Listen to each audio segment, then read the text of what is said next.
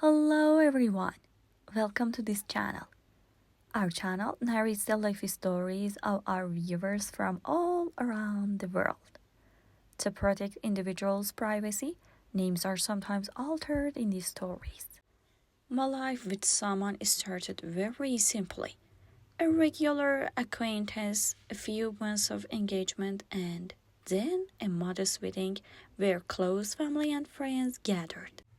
Everything seemed very ordinary and carefree. Saman was a calm man. He wasn't much of a talker and spent most of his time working or with his friends. I thought we had a good life, with no problems, no complications, but there was always a strange feeling inside me that kept me from being completely at ease, a feeling I couldn't place. From the beginning, our relationship with his family was strange. Like, no matter how much I asked, someone never talked about his mother. The woman I knew as his mother was very kind. She always treated me very well and was very compassionate. But there was something in her eyes that unsettled me every time she looked at me. Maybe it was because I could never bury that feeling deep inside. I always wondered why someone spoke so little about his mother, why he never mentioned childhood memories with her. He would only say that when he was a child, his father worked a lot and his mother was always by his side. Just that was it. One day, when we were at home with some of his friends, one of them started talking about the past. They were reminiscing about old memories and school days. I was sitting nearby and listening. Then one of his friends, who seemed a bit tipsy, turned to me and said, "By the way, did you know someone's mom passed away?" At that moment, a strange feeling twisted inside me. I started at him in shock and said, "Excuse me, what?" Everyone went silent for a moment. Someone was frozen. Our friends, realizing what he had just revealed, got flustered and said, "Yeah, it was a long time ago after..." But I wasn't hearing him anymore. I was just looking at someone. Our eyes locked, as if we were in a battle, waiting for him to say something, to give an explanation, but he stayed silent, like someone who had nothing to say. We didn't talk until his friends left that night, but the moment I closed the door behind them, I went straight to him. My heart was beating in my chest very fast, like I could hear that. I couldn't bear it. I had to know. With a voice that barely came out of my throat, I asked, "Someone, was your mother dead?" At that moment, it was as if time had stopped. Every second felt like an hour. He just looked at me, then lowered his head. He didn't answer. I asked again, "Why didn't you tell me? Why did you hide this from me?" He let out a loud sigh and finally, after a few moments of silence, said, "Yes, my mom died when I was a child. The woman you know as my mother is my stepmother, actually." A strange feeling settled in my heart. Not one of those simple feelings that can be explained in a few words. It was a sense of being lost, a kind of betrayal. For all these years, I had lived alongside a woman whom I didn't really know. I had respected her, loved her like my own mother. But she wasn't really someone's mother. Why had someone hidden something like this from me? I couldn't sleep that night. I kept thinking, why would he hide something like this from me? What difference did it make that he didn't tell me? Why would he lie? The more I thought about it, the more I realized something wasn't right. There was something more hidden. I had to find out what it was. I had to find a way to uncover this secret. When morning came, I decided to search for the answer. I couldn't just wait. The first thing I did was rummage the house. I had to find something like a letter, a photo, I don't know, anything that could give me a clue about this damn secret. I searched through drawers and closets until I finally found some photos. Those photos really rock my world. That's when I realized that the life I had been living was a big lie. But that was just the beginning. I soon learned that this damn secret hid something more bigger than his mother's death. Something I couldn't have imagined even in my worst nightmares. After that night, everything changed. A strange fire ignited within me, a feeling I didn't know how to handle. Every time I saw someone's face, all those photos and moments I had seen replayed in my mind. I felt like I was trapped in a prison whose walls were built from betrayal. But something inside me wouldn't let me just leave it alone. I had to do something. A few days passed and I couldn't stop thinking about it. I couldn't make a decision. Every night as I lay in my bed, I thought about what to do. My heart was full of anger and hatred, but I didn't know how to release that anger. I felt like something inside me had broken and I couldn't fix it. I just knew I had to find a way to do something and show someone who really I was. One day when someone was at work, I decided to go to his father's house.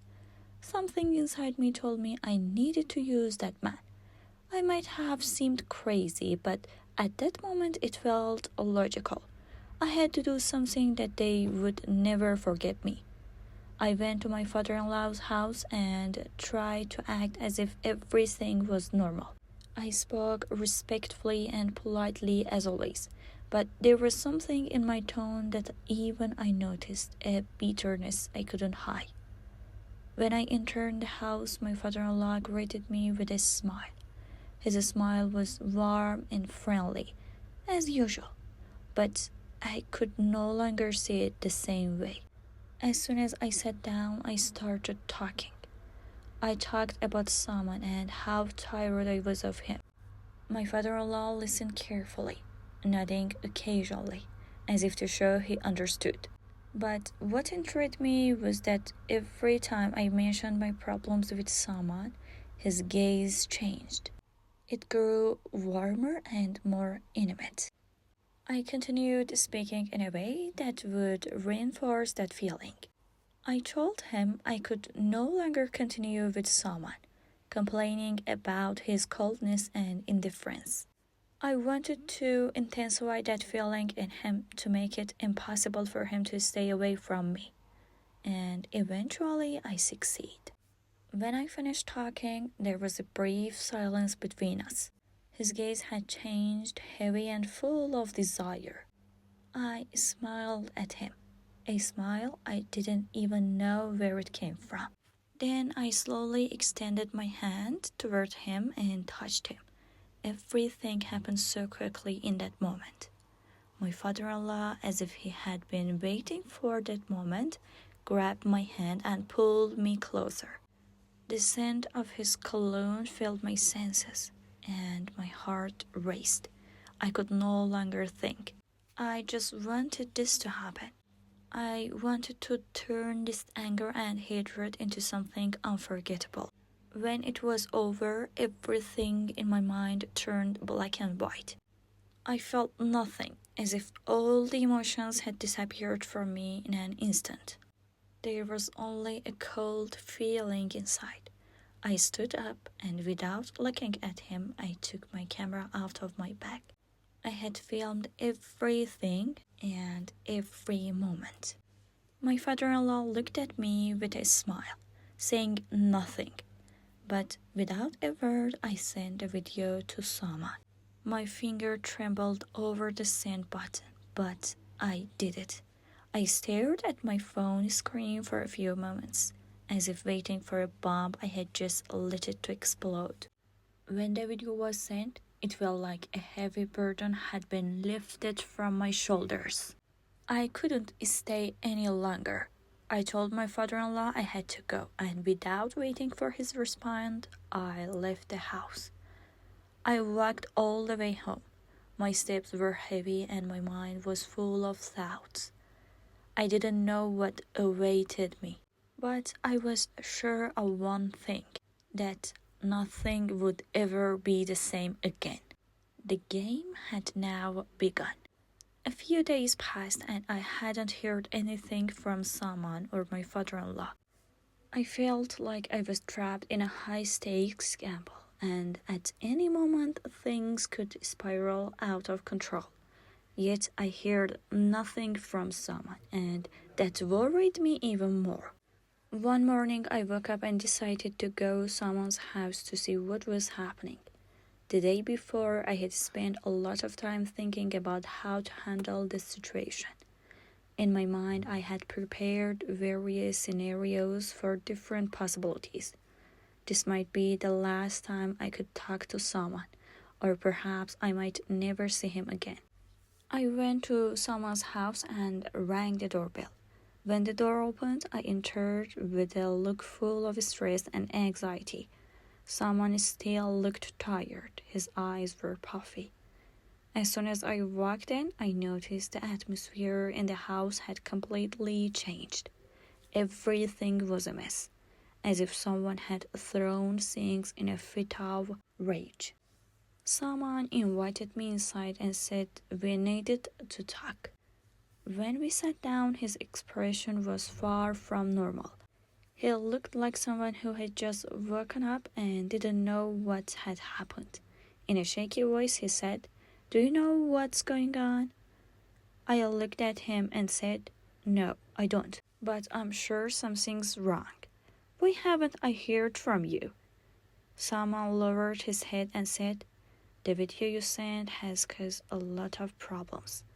When my father and stepmother saw it, they were furious. They thought I knew nothing. But now everything is out in the open. They're really upset. I paused for a moment, then asked anxiously, "What exactly happened?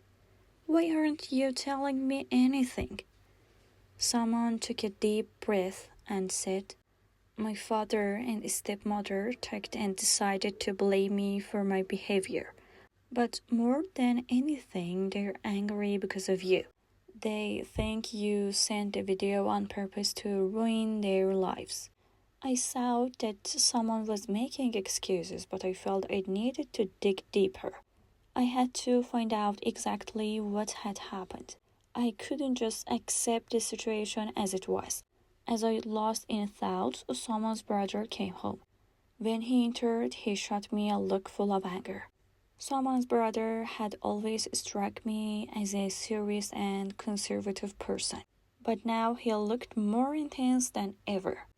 In a threatening tone, someone's brother said, "Don't you realize what you've done? Your actions have destroyed all our lives. If you're not looking for trouble, you'd better leave and stop meddling in this." His reaction showed me that this situation was worse than I had imagined. I couldn't accept that I had to leave now. I decided to focus more on the issue.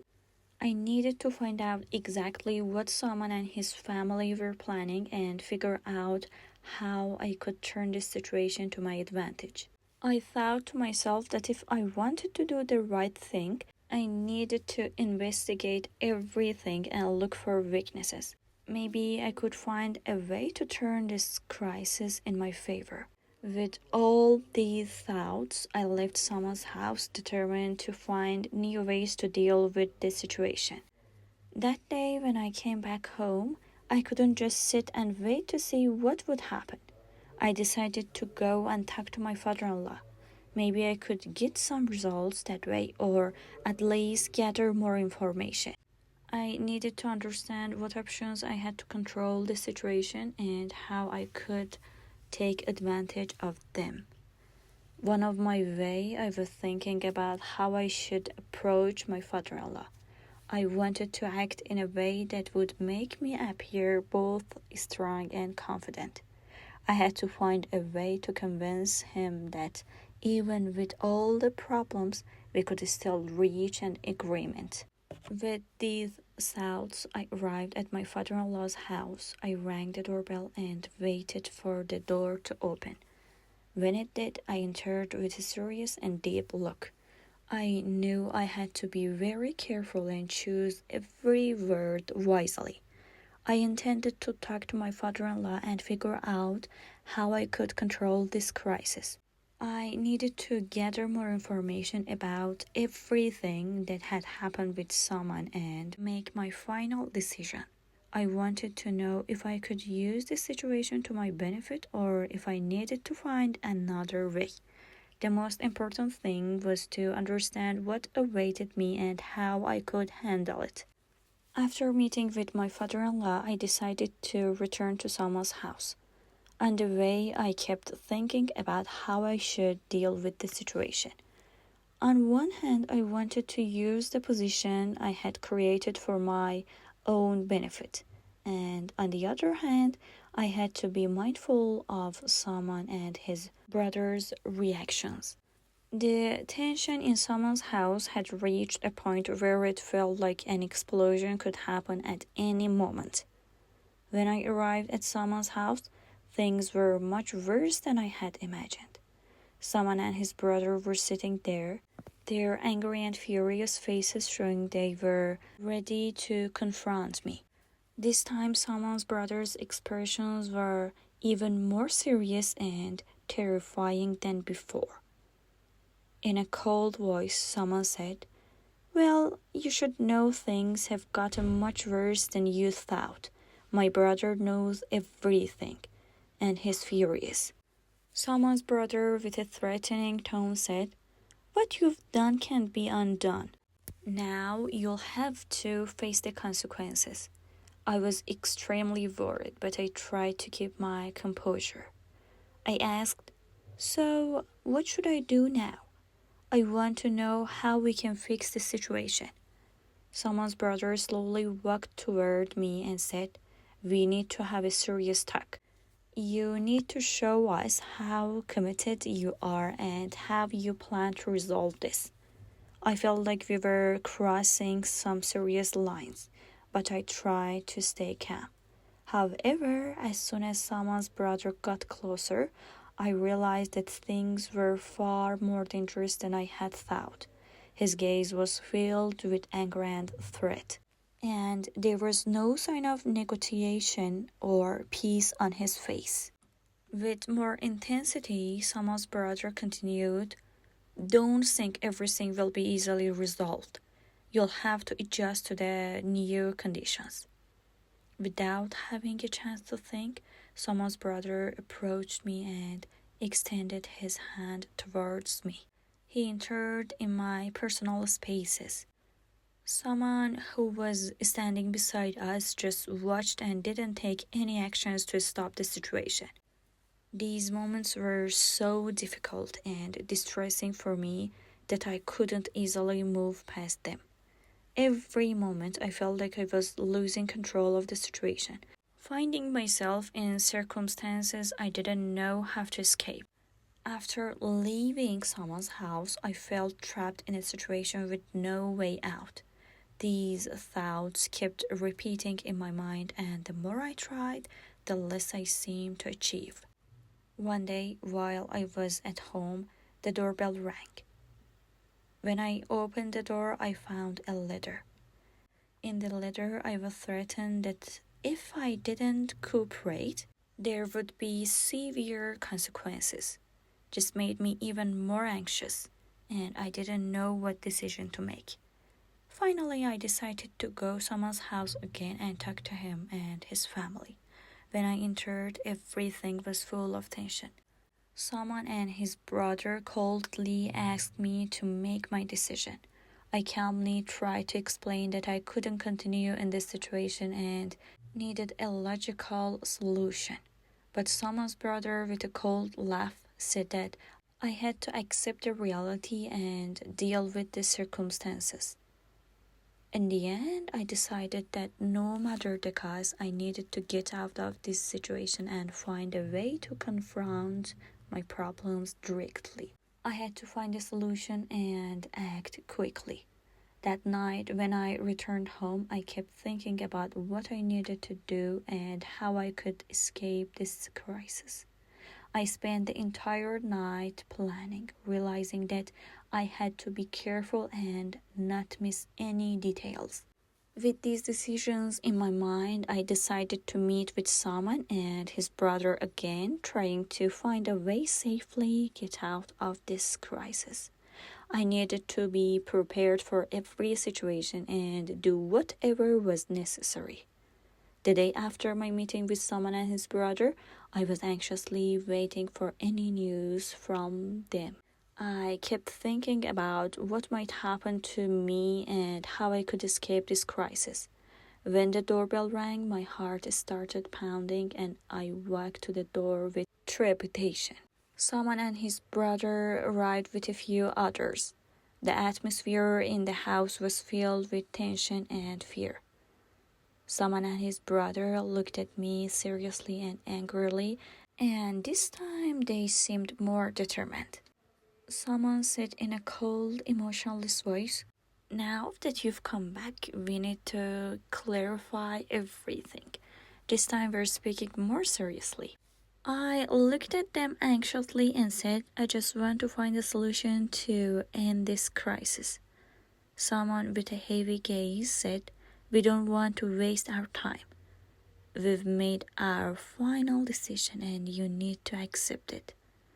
I tried to stay calm and not be afraid, but it was clear that the threats were real and serious. I felt that there was no way out of this situation, and at any moment something could happen that would be beyond my control. In the end, I decided to flee from this situation and head to a distant place where I could find peace. I went to an inn and tried to hide there. However, I still couldn't find peace, and every sound made me anxious. They behaved extremely violently, and every moment was a severe shock to my body. Someone's brother tortured me using very painful methods. He used various tools to inflict damage on my body, increasing the pressure on me with every moment. Someone also exacerbated the situation, acting with even more ruthlessness. The torture was so unbearable that escaping the situation was the only thing on my mind. Saman and his brother left the room with cold, merciless expressions, and I was left wounded and injured on the floor. A few days later, when Saman and his brother came back to my room, they gave me their final decision. They told me that I had to comply with their demands or the situation would become much worse. Ultimately, due to the lack of any escape route and fear of further torture, I decided to escape their conditions and comply with their demands. The morning after the decision began with an early wake-up and the start of daily chores. Saman and his brother regularly came to my room to check if everything was in order. I was required to fulfill all their needs, and no resistance was accepted. My life was reduced to slavery with no opportunity for further escape. Each day was spent under pressure and threat, performing household tasks and meeting their demands. Nights also ended with specific plans someone and his brother had for me. Some nights I was subjected to pressure and humiliation, experiencing an extremely painful and difficult ordeal. My body was subjected to severe physical harm, and every time I made a mistake, I faced harsh punishments. One particular day, I was under the control of someone and his brother, and that day was incredibly tough and distressing. After that day, I felt there was no escape from this situation, and each day became increasingly difficult and painful. But one night, while I was exhausted and hurt, I suddenly heard a knocking sound. I opened the door and saw a man entering the house. He was a middle-aged man with a serious and determined look. Someone and his brother looked at him in surprise, and I gazed at him with concern. The stranger entered the room and firmly said, "Enough, stop this now." He approached someone and his brother, and a confrontation ensued. The stranger clearly had come to intervene in the situation that had caused me so much distress. The altercation quickly escalated. I, while feeling terrified and bewildered, watched from a corner. The stranger engaged forcefully, taking decisive action. Someone and his brother tried to defend themselves but were overpowered. After dealing with someone and his brother, the stranger approached me and said, "I'm here on behalf of your family. I'm your older brother and I'm here to rescue you." I looked at him in astonishment and gradually realized that he was my older brother who had been searching for me and had come to save me. He had been aware of my situation and decided to come and protect me. My older brother quickly restrained someone and his brother, and with my assistance, we left the house.